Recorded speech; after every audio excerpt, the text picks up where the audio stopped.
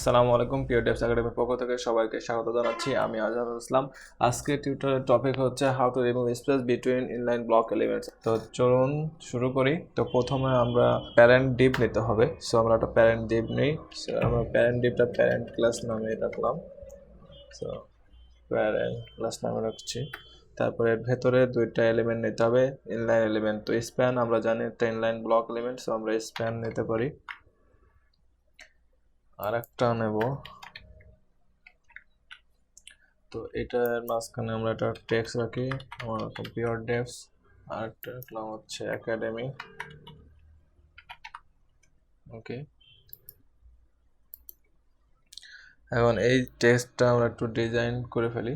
So প্যারেন্টটাকে আমরা মাঝখানে নেব, ব্লকটাকে ধরে আমরা মাঝখানে নেব। সো সেক্ষেত্রে প্যারেন্ট ক্লাসটা ধরে সো ম্যাক্স উইথ দিলাম 500 পিক্সেল। তারপর হচ্ছে মার্জিন দেব 0 অটো, ঠিক আছে। তারপর প্যারেন্ট স্প্যান,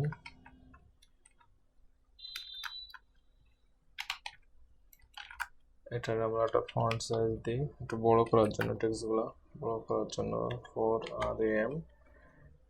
আর কালার যেটাই থাকুক। আমরা এখন বুঝতে পারতেছি না যে এর ভেতরে ব্ল্যাঙ্ক স্পেস আছে কিনা। অবশ্যই ব্ল্যাঙ্ক স্পেস আছে, সেটা বোঝার জন্য আমরা এটাকে ব্যাকগ্রাউন্ড কালার দিতে পারি। ব্যাকগ্রাউন্ড কালার দিই, ব্যাকগ্রাউন্ড কালার পিঙ্ক কালার দিলাম। ওকে, হট পিঙ্ক। তাহলে দেখেন যে এখানে একটা ব্ল্যাঙ্ক স্পেস পাচ্ছি।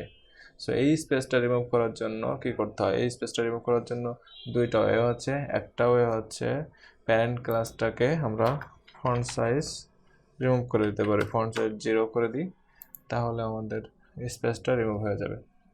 আর একটা ওয়ে আছে, ফন্ট সাইজটা রিমুভ না করে আমরা যদি এটারে ডিসপ্লে ফ্লেক্স করে দিই, তাহলেও সে রিমুভ হয়ে যাবে। সো এটা হচ্ছে আজকের বিষয়। সো সাথে থাকার জন্য ধন্যবাদ।